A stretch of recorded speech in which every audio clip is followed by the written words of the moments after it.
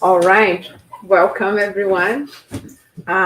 It's beautiful to see the house full, to be here all together for another lecture. Thank you for all of you that are over the internet who are watching us today. Today, we're going to have a lecture from our friend Marco. But before that, as always, we're going to have our initial reading with our friend Danielle. And then we're going to have our initial prayer with our friend Leo. Okay? So, Danny, if you can please come and read for us, that would be wonderful. You're good. Okay. Good morning, everybody. Good morning. I'll start reading. Jesus said, "Let your heart be grieved," teaching that calmness and belief in God should be the watchwords of any individual desiring to find happiness. There are always reasons for worry, disquieting the heart, and perturbing life.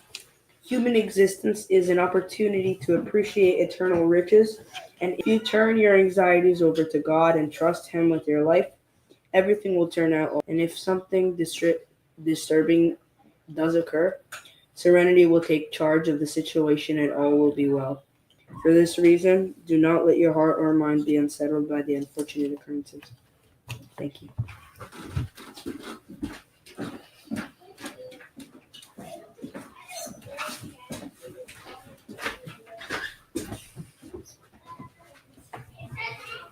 I would like to invite you all to elevate our thoughts to Master Jesus, to all good spirits that are surrounding us now.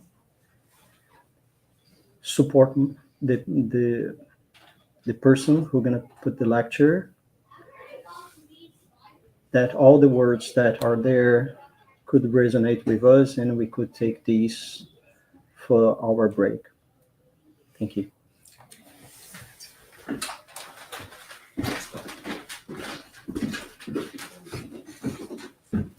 All right, good morning, everyone. Good morning. So thank you all for being here. Always a blessing for us to have these meetings together on Sundays. And today, more importantly today, because now we're approaching this very important time when our planet is going around the sun in a particular location that we celebrate a lot of things. There's the solstice, the winter solstice coming up very soon. We have very short days.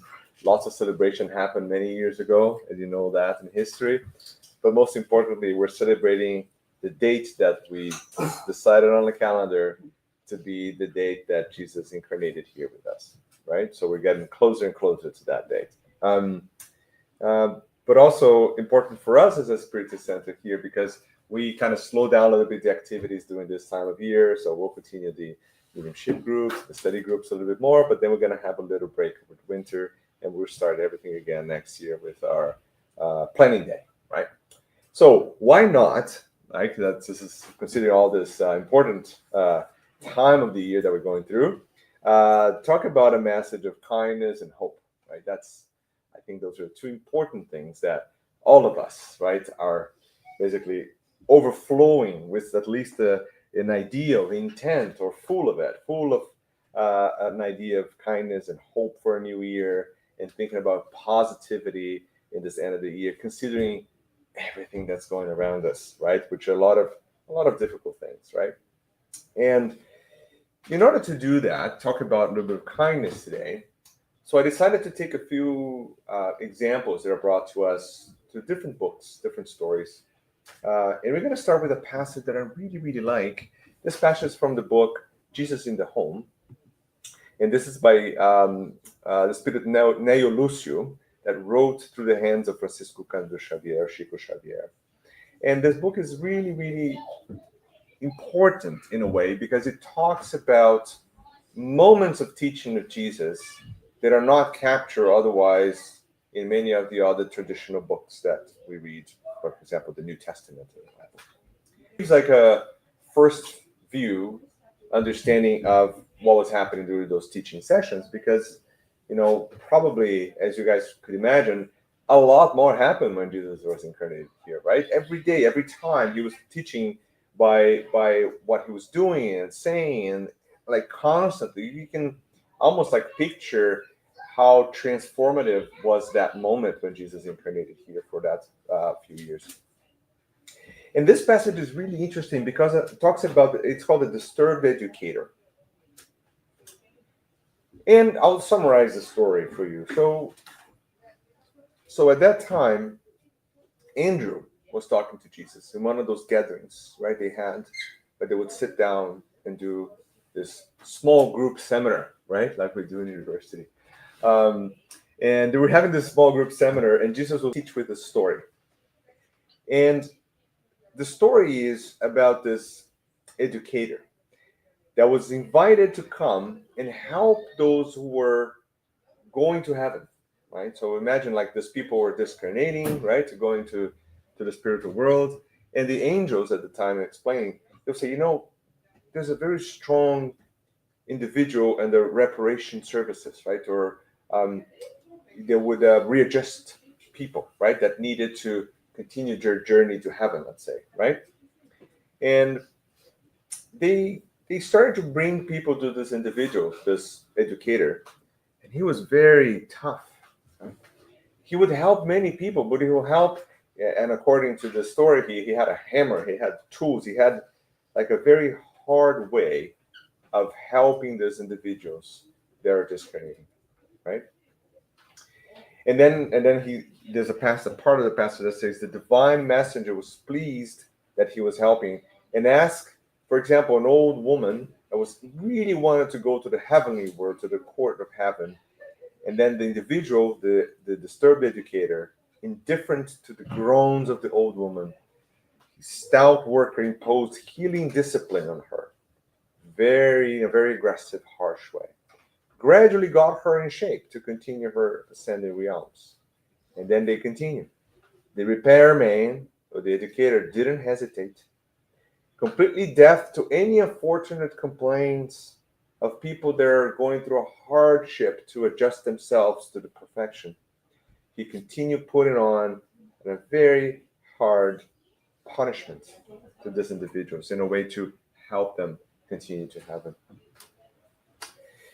It is almost like he was trying to reconstruct or readjust these individuals, but using a hammer as a tool. So one day, after doing this, everybody asking for forgiveness and kindness, and he was constantly just hammering everybody. And then one day, it was his turn. The same angels came to him and said, now, listen, our educator, this is your turn now to continue your process to heaven. And then he looked at himself, and he looked at his feet. They're all imperfect. His body was imperfect. His thoughts were imperfect. He was now the one that needed to continue that journey. So then the angel said to him, well, recognizing that you're the individual who's readjusting people. So how about you do it yourself? So he tried. He got the same hammer he used to hammer out all the imperfections of everyone else, and now he's hitting on himself. He couldn't do it. Right? And then, as it says in the passage here, so the disciplinarian, him, began the task of self-betterment, hopeful and optimistic, like we all do. Let's new year, new life. Let's continue this journey, right? However, his old hammer now wounded his own flesh so roughly that instead of mending and fixing things, it fell to the floor like paralyzed in blindness and pain. And then, instead of just being willing to move forward, he went into speaking blasphemies, spewing insults at God. He became paralyzed and unable to bear the treatment that he was doing to everyone else. He couldn't do it on himself, right? So after that, his old hammer that he tried, right? So then Jesus said at the end to Andrew at the time, let us use patience and love in all our tasks of correction. Let us learn to bear the measures in which we seek to improve the position of those around us. Because every spirit, there will time will come that we must be effectively and safely polished up to go and move towards perfection. So this is a very interesting passage because we can connect this to so many different things in our lives, right? So many other teachings from Jesus, right? How do we see how we're having a hard time seeing our own ginormous imperfections, but we're so good at spotting out the tiny little spot in someone else, right? How are we so hard judging the next one, and we're so light looking at our own mistakes? Maybe it's part of our self-preservation system. Maybe it's our superego that takes over. Maybe our systems that we create to protect ourselves, but we do that every day. It's hard. It's hard if we really had like this, like Cater, if he really had to see what he was doing to everyone else on himself, he could not bear it. Now, this is for us now. We're talking about today kindness and hope. And if you think about it in every day, in this time of year that we're all collectively united in this idea that renewal is coming, how about we start to look in ourselves and how we treat and how we do things with others? How do we judge? How do we try to correct others? Right? It happens all the time. Like work is a great place for this to be seen, right? How easy it is to be in a meeting, and we're so good at spotting out. Oh, that's a mistake. Oh, you're doing it wrong. Oh, that. But we are doing sometimes far worse things. But we tend to think that we're really good all the time. And yes, we are good.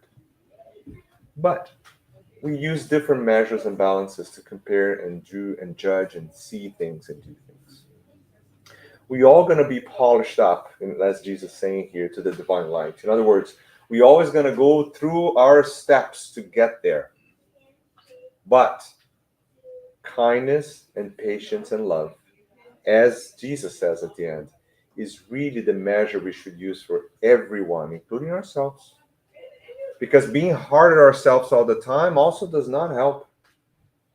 We have to self-forgive. We have to reflect on who we are. We have to also know who we are in order to be able to know what can we do better. Right?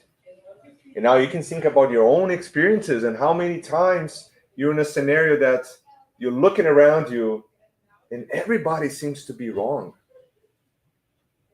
This is the exact time that you were probably the one that is wrong most of the time. Most. But we can't see that. We develop this paralyzing blindness, just like the educator did when he started to hammer himself. He couldn't do it. He's like, I can't do it. I can't do it. But, Jesus brings this so many times, like another example. So in Matthew, he's going to say, do not judge so that yourself might not be judged, right? Let him who is without sin cast the first stone. Remember that? He was talking, that's an interesting passage. We're going to read about it in a second, right? So in other words, do not judge that yourself might not be judged. So you'll be judged according to what you have judged others. The same measure will be used to you as you used on them. That's now in the gospel, right? Same idea.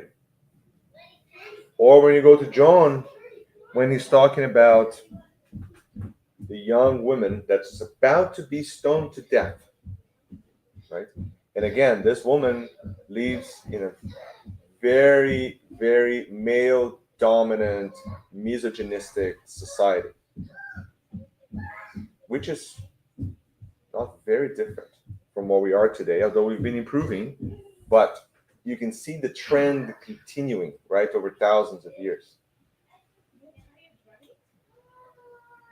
And then she's brought into the street, and that was the punishment at that time. So the whole concept here, they'll say, they were testing Jesus to see what he was going to do, if he's going to break the law or not. Sure, that temptation was there all the time to try to force something. But more importantly than that, it's one of the most powerful lessons you can probably get from the gospel at that time, right? Because when the woman comes and it's put out in the middle of this is in the middle of the street, right?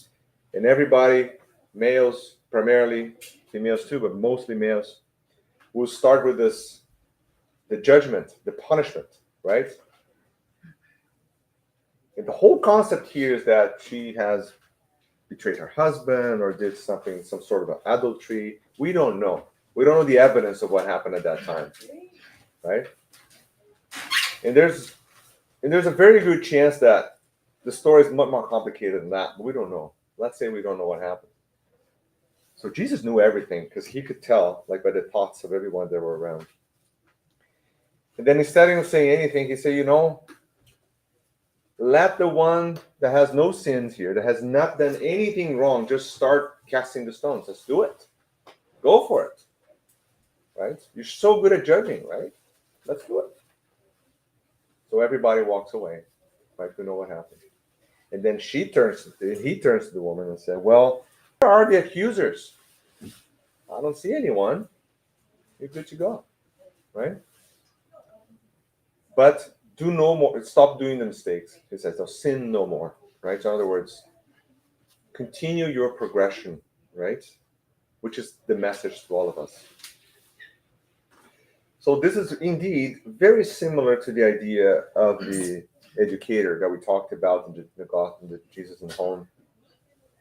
But now even more closer to us, to think about how many times we're watching TV and we're not saying anything, but we're thinking. And what we're thinking sometimes is exactly what this gentleman were doing in the street that day.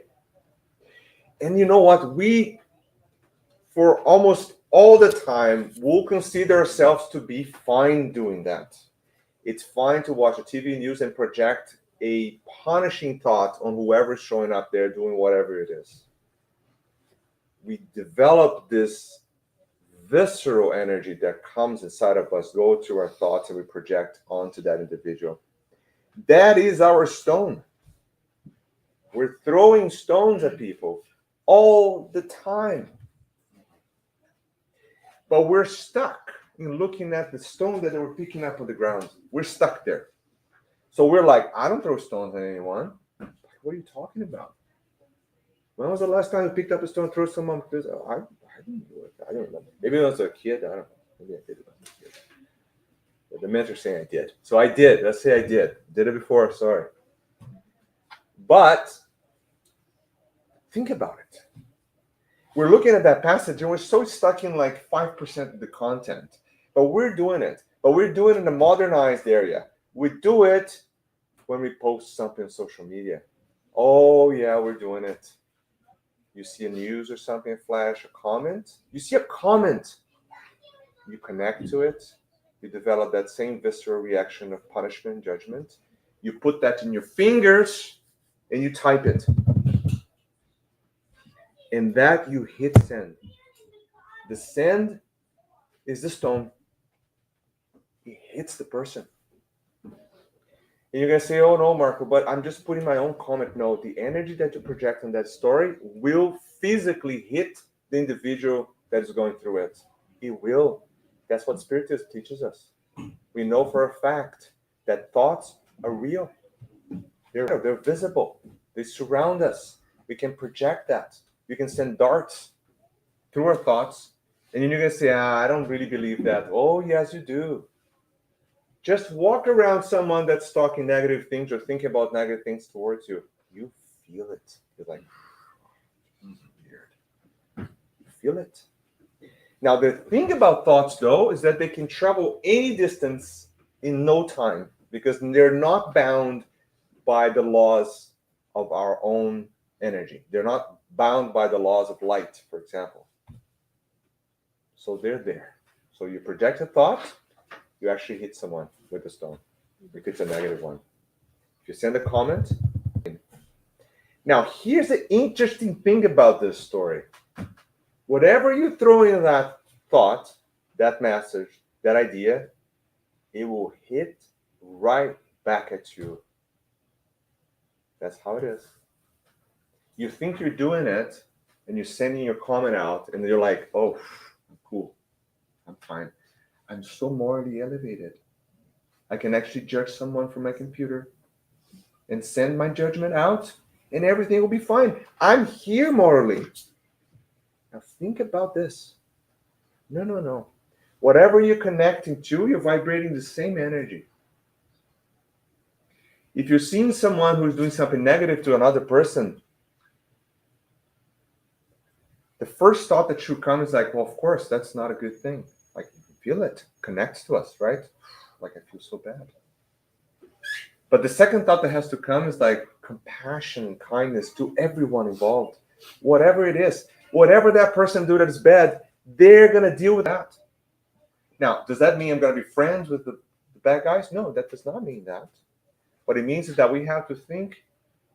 So if Jesus was able to make all of those gentlemen walk out and do not cast a single stone because they reflect on themselves, why can't we do that when we're, doing our daily things? Kindness. And then there's the next thing. Someone's going to come and say, wow, you're such a kind person. Look, you're kind to your kids. But I yell at the next person just off the street, like 2 feet away from me. What kindness is that? That's all bias. It's not real kindness. Your kindness to the ones you select. What kindness is that? So that's the opposite of Jesus is telling us. But we're doing it and we're thinking that that's really cool. I'm such a nice person, right? I'm kind with these 3 people here, right? And then the next person down, like, who are my neighbors? That's a question. This is the gospel. Who are my neighbors? My neighbors is only my little guy there. Everyone here. But they're like, oh, everyone here, sure, I'm friends with everyone. No, but the guy there too. And the other one there too. The guy that cut me off today this morning coming here, he's my neighbor too. If I project the worst type of anger and revenge at him in my thoughts, am I making a positive difference on anything? Do I make it drive better? Well, we do that. Don't we? We do it. That's our stone. We picked it up inside of us. It's here. And we throw it with our thoughts. They feel it. So what I'm doing there is making it worse. And you're like, oh, you're making it worse for the others. No, we're making it worse for us. They, most of the time, don't feel it. They have their own way of disconnecting. We all have our ways of disconnecting, right? To that energy. So that's an important message. Right? We can continue. So we can think about, okay, how can we start to make it, how do we start to change this, right? That's the next question. And I really, really like the story of Paul and Stephen. But, of course, Paul is, let's say, the main character of the story. And it's, we know his transformation. We know when he touched Jesus. We know when he got blind because of it. We know that how much he rethought his whole existence in one life. How many people can do that? Like, you come in one incarnation, and you're like banged in the face, you're like thrown on the ground, you like make yourself blind because of the light, and then you actually do everything you can to be the best person in the world possible. Right? That's amazing. But we don't talk about Stephen, right? And if you guys go back into the story, and then obviously I don't have enough time, I wish I could, to talk about the whole story. But much before even Saul gets in the story, where we're hearing about the story of this beautiful family, Jezeel, Jochebed, and Abigail. And this is a normal family living a normal life in the outskirts of Corinth, right? In the year 34. And in every other city, there's little town, there's a small city with people living around it. Same story, right? There's farms around it. Not very different from 2 hours away from here in Canada, right? And Licino Musiu he was an admin from the Roman Empire at the time in the city, and of course, things were not as democratic as we expected, or maybe it is a little bit reminder of what's happening now. Anyways, yes, maybe it is, but there's a lot of arbitrary decisions and things that happened that everybody got really upset about.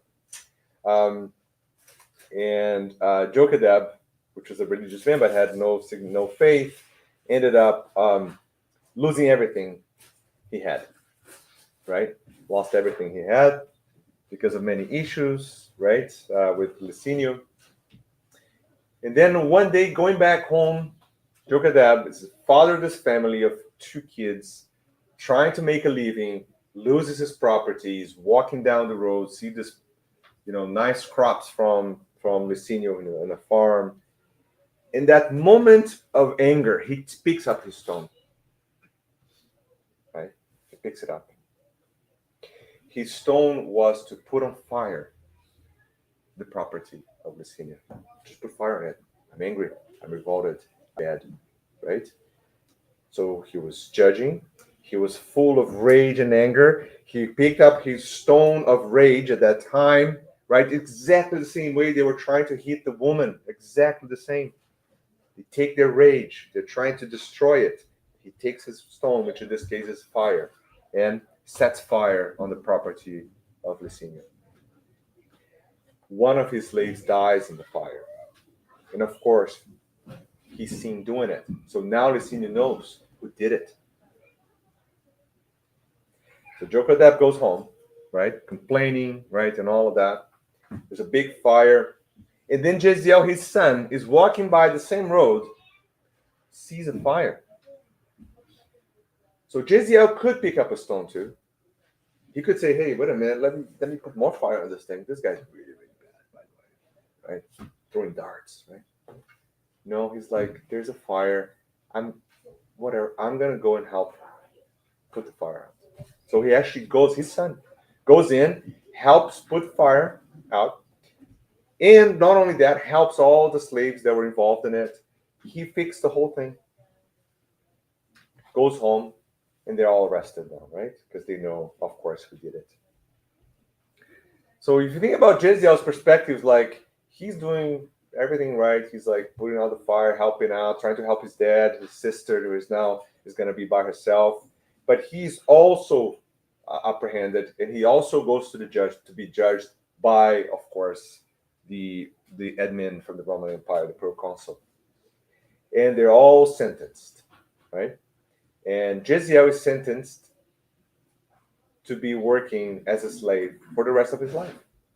Totally fair, right? He did nothing wrong. He could have picked up another stone. This is so bad. Oh my God. Like, I'm going to make this guy's pay. Whatever, right? No. He sent on a boat, right, to work as a slave for the rest of his life. That's it. And then during the trip, and you can imagine, you can kind of picture what is a slave boat at the time. One of the important individuals in this boat who's traveling, obviously, is like the captain, like sitting in this beautiful place up in the boat, now develops the plague. His name is Sergio Paulo. Develops the plague. So as the plague, as you can probably imagine, you have to avoid contact altogether. It's a very difficult death, right? You would die of this multiple organ infection, and then you would be in isolation, and you'd be by yourself, and that's it. That's your destiny, right? There was nothing really to do. So Jeziel could have picked up another stone. So you know what? That's it. The guy's dying, right? It's awesome. This is the guy's punishment. No. he actually goes there and say, I'll take care of you myself. So I'll risk my own life to take care of the person who I'm actually being captive on the slave boat. And he does. So he takes care of Sergio Paulo every single day of the trip. Sergio Paulo recovers. And because of that, they made an arrangement to release him, right? And that was near dropping. He's released to say, you know what? Let's pretend you're not in this boat and throw him over, right? He goes into the beach, and then he starts walking, and then eventually he's going to stumble at the house of the way, where now Peter, Andrew, we're all working, right? And then seeing himself in that place as the slave that's being punished and tortured, he never picked any stones. He continued his constant work on kindness and hope and progress and doing everything he could at every single step. He finally found his place. And his place was to use that to transform not only his existence, but the existence of the entire community of early Christians that now, that's why we're here today. So his decision to not pick any stones along the way allowed us to know what we know and be where we are, because he was instrumental into the early steps of Christianity. He was the binding force between many of the disciples that were kind of, we know Andrew was like moving another way. Paul was having Peter was having a hard time keeping it up, right? This is tough. Imagine you're early Christian that all you can hope is that no one's going to kill you in the most barbaric way for believing in Jesus. That's really what they were doing now. And taking care of the wounded and the sick. And then, when he meets, he continued to evolve and, talk about Jesus. And, he was obviously a super well-evolved spirit. Paul is going to condemn him to death, and he dies by stone. And then Paul finally realizes that his sister, Abigail, is that the person he was in love with. And that's an interesting story. He could have picked up another stone as a spirit, right? Think, wait a minute, I did everything. You killed me. Now you wanted to be with my sister. Like, what's going on? What happens then? He doesn't pick up any stones. He becomes the mentor, spiritual mentor of Paul. He becomes the spiritual mentor of the individual that actually set him to death. That's Stephen. Yes, Paul's story is beautiful, but it would not have happened without the support of Abigail and Stephen. Abigail comes back to Paul afterwards and says, "Get up, Saul." This is how he's Saul still. That's Stephen. Sorry. Stephen said to him, "What is this? You weep?" That's the spirit coming back to Paul at the time. Then Abigail asked him, "Would you feel so discouraged when your task has just begun?" She asked Paul, right? And then Stephen comes back and tells him, "Saul, do not stay stuck in the past. Who is the world is exempt from wrongdoings? Only Jesus was sinless. Let's move on with kindness." Right? With kindness. So this is probably one of the most incredible, powerful stories that is actually not only a real story, but has a factual, historical context that is undeniable, and it's rich, and you can read and you can learn dramatically from it. But then some of us are going to say, but you're talking about Stephen, like, come on, right? Right? So that's why God did something really cool. He allowed us to develop scientific methods to do things that now we believe. Because you can isolate yourself from this well-known spirit and say, well, these guys are really too good. Like, I'm not there, right? It's like, come on, right? Or God allow us to get teachings and learnings like the one we're having now, where we can learn little steps that will lead us that way. But interesting, I'm a scientist by training. I like that. So I did a very small search on, this is not a paper or anything, I was just kind of having fun and reading some things about kindness and consequences, because that's what the story is talking about, right? A continuous stream of kindness will lead to a continuous streams of further progression in your life, right? So there's a study which is interesting. It's a do good, leave well study, right? And they did an online survey of 4,500 American adults 18 years of older or older. So most of them were volunteers. They worked more than 100 hours per year in volunteering.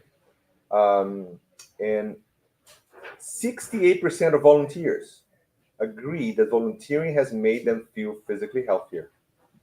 Wait a second. Right. That's kind of, so you're trying to say that being kind and helping another person will actually make me feel better? Oh, that's kind of interesting. Because that's exactly what Jesus is telling us, right? That's exactly what the basis of the entire gospel sits upon, is the idea of love your neighbor, right? Like you expect to be treated the same way, right? 92% said that volunteering and helping others enriches the senses of purpose in life. 89% has improved sense of well-being. 73% lower stress levels. 96% makes them feel happier. And they were like, oh, I don't know what to do. So much stuff in my life, right? I deal with that. My kids sometimes are like, Daddy, oh my God, Daddy, I'm so tired today. I don't know what to do, so bored. I'm like, there's this entire world out there that needs us, right? But we need to get moving. We need to stop picking up the stones all the time. We keep them, we carry them on us. Like, makes us heavy. And we keep throwing them at people all the time through different means, technological means now. In the past, they actually had to pick a stone. Now we can do it from our computers or our phones or our watches. I don't know if you have a fancy watch. You can actually say, you're such a bad person. Send. Done. That's your stone. Went out. Right? So 77% of the individuals that were doing volunteering more than 100 hours a year described that improved emotional health, improved recovery from loss and disappointments. So do you want to feel better? Make another person feel better. That is crazy. But that's fact. You can't deny it. You can't fight it. And if you're not religious, like, I don't like believing gospel things, okay, fine. Read science. It works the same way. It's the same knowledge. It's coming from the same source. Right? What else? There's more. Okay? I like this study. This study is published in Science in 1980. And I really like to talk about this study because it changed the way we do science today, and it kind of started on that. And that's a study by Cornhill's group. So it's Levesque and Cornhill, published in 1980. So what they're doing, basically, they're looking at rats, like lab rats, right? And they're looking at the effects of a high-fat diet and cholesterol levels, like something that we kind of now know, but they were actually discovering that in the 1980s, right? So they were doing this controlled experiment. So there's a group of animals that have high-fat diet. There's a group of animals that have normal diet, right? To make it simple, right? And they were looking at, there's multiple replicates, right, of groups that had high-fat diet versus controls. One of the groups that had the high-fat diet showed 60% less cholesterol than the other groups that had high-fat diet. So that's kind of really strange in a controlled environment, right? If you're treating all the groups exactly the same, you expect that they'll have the same results, right? When you're doing lab experiments. So they're controlled, right? There's very little variables that make it different. But one of the groups stand out significantly. So this group was so different that they were actually pairing with the control rather than the treatment group, right? They were really different, really improved, 60% improvement. So the author with his Cornhill, Frederick Cornhill, he started like, we have to figure out what's going on with this group. Maybe they thought, maybe the food was not correct, right? They thought they were doing a high fat diet, but they were not. No, the food was the same. They could try to control everything. Is it in the same housing place? Yeah, same housing place. They switched it around. Same. There's no difference, right? The only difference was the person that took care of the animals. That group had a different caretaker than others, right?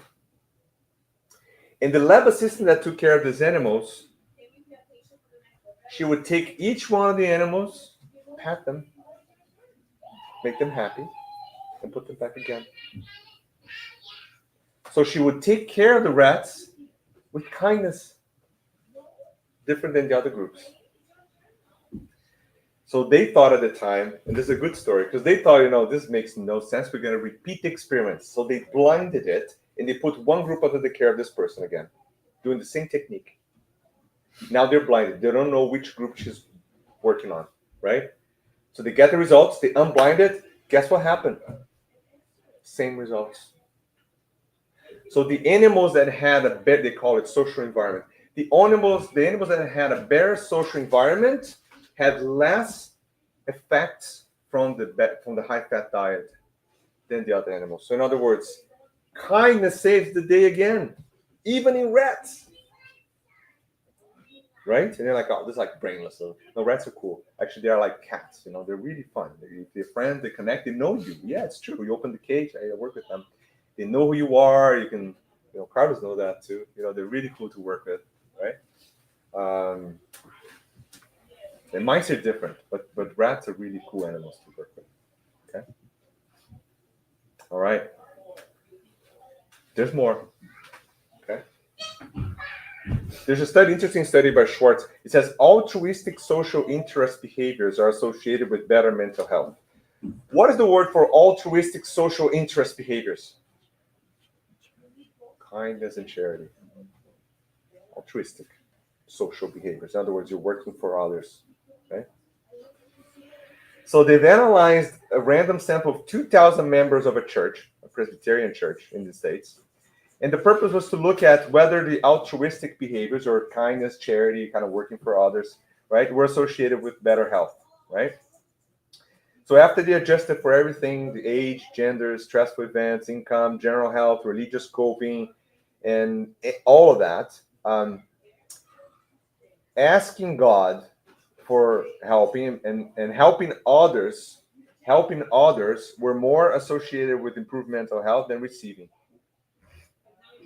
In other words, to donate is better than to receive. That's kind of interesting, isn't it? They have better mental health status on the questionnaires, right? So giving help was more significantly associated with better mental health status than receiving help, right? In that particular cohort in the church, okay? There's more. There's a study that's very interesting called Forgiving Leads to Improved Health. So this is by Lawler, 2003. And they looked at the idea of forgiveness, right? So the study suggests that the possible mechanisms through which the unforgiving responses or grudges, right, may erode health, and comparing to forgiving responses that may enhance health, right? And they look at heart rate, blood pressure. They look at a bunch of other metrics, and all the individuals who have a more forgiving behavior versus that a chronic unforgiving behavior had better status in every test they've done. Now let's go back to Luke.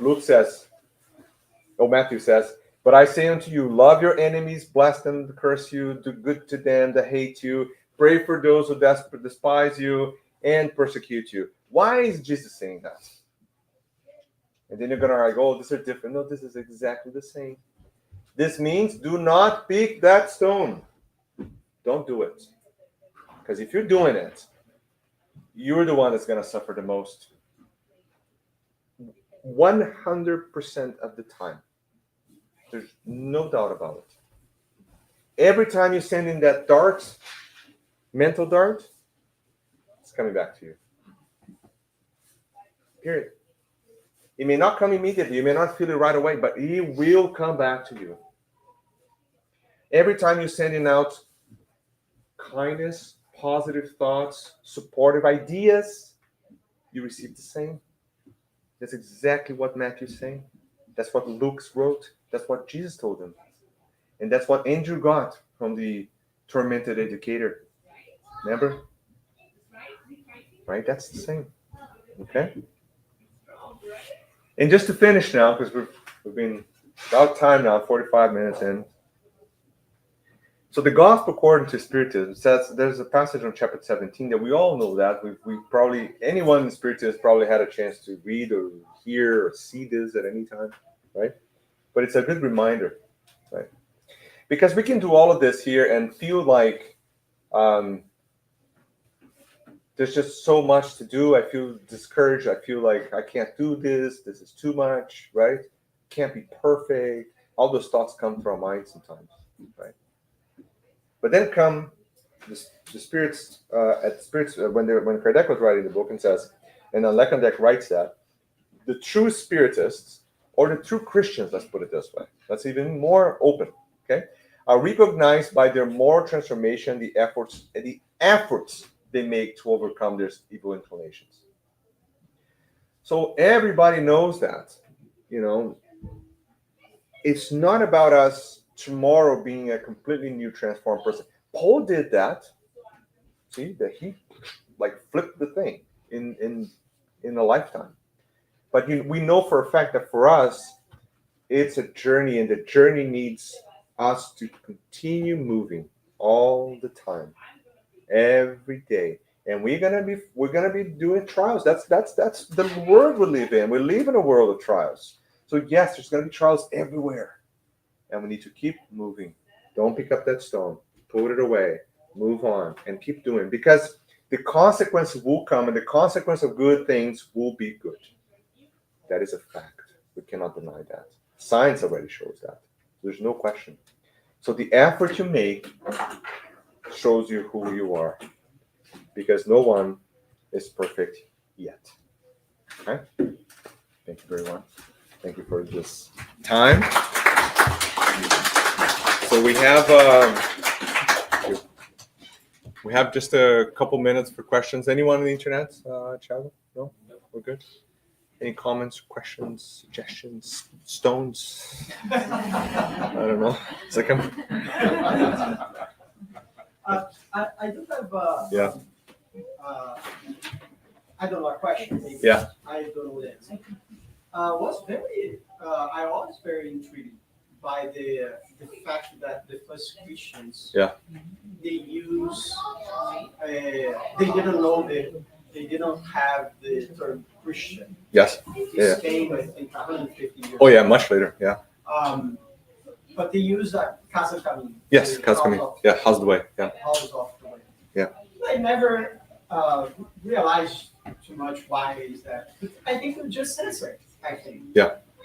Just. Oh yes. What is your opinion? That's a great question. So historically, right after, because this is now 35, so this is just a couple years after Jesus discriminated, right? So maybe a year or two after, right? So remember that there was around the same time that they started to have a much intimate connection to their spiritual guides, right? They started to, and they describe it, talking in languages and, giving things. And, there's many more references to spiritual guidance during that time, right after Jesus discriminated, right? Pentecostes, right? We call it. And they scattered, but that was part of kind of the plan, right? Because the idea was just to go, right, and deliver this. But they didn't have the resource. They didn't have like a textbook of, how to talk about Jesus. Like, they don't have that, right? What Spiritism, right? So they carry their own stories. So the only way for them to deliver that was to go out to the people and deliver that, right? And it's interesting because along the road, right, where the House of the Way is, that was one of the main hubs of connections to the cities at that time in Jerusalem, right? So they found safe grounds to help the poor, help people in need, and actually start the process of passing on that information. So that house represented that beacon where from there they started their journeys. So they planned their trips from that place, which is their safe, protected area. Most likely, there's a whole spiritual guidance behind protecting just like here, right? There's mentors, like they come in, they select the area, they clean the area, they protect the site, they bring people in that need help. Nothing happens by chance, right? So most likely, that was part of that early plan from the spirituality, right? To set up some sort of a home base. And they describe it in Paul Stephen, right? Of how they would start the journeys out from that area and back, right? So it's like let's say the first Spiritist center kind of thing, that's the same setting they had, similar to what we do, but without any pretext. They had people that had little stories about happened in the past, and they would collect them, right? And Stephen talks about this, having access to parts of the written work by other people that had to be copied by hand, so that was the initial hub, basically. Yeah. I like what you said about Christians are recognized by their path of trying to improve themselves. Their efforts, yeah. That's it, right? Because it's like, if you set your goal to be perfect now, then all you're going to do is set yourself for incredible stress and failure, right? Because you can't, right? And if you keep setting that goal, the more we're going to fail, because you're like, oh, I can't do it, so I'll give up at some point, right? I don't want to do it. I can't do that, right? And that's the challenge reading books like you read about the spirits, and you're like this spirits are so incredible, right? You're like, oh, I can't do that. It's like it's the automatic response, right? But it is in the effort, right, that leaves the key, right? And the goal will be guaranteed. The final is going to be guaranteed, because we know no matter what, we're all going to be perfect. How cool is that, right? So it's like, whether do it the easy way, the hard way, the fast way, the slow. That's now what we're doing, basically, deciding how effective we're going to be in doing that, right? So, yeah. Okay. Thanks, everyone. That's amazing. We're going to continue on with the passes now. We're going to call the kids. Yes. All right. I just want to say thank you very much, Mark, for the lecture. Thank you to all of you who are with us over the internet, and hoping to see you next Sunday again. Remember, the next Sunday is going to be our last lecture of the year. Okay. Thank you very much.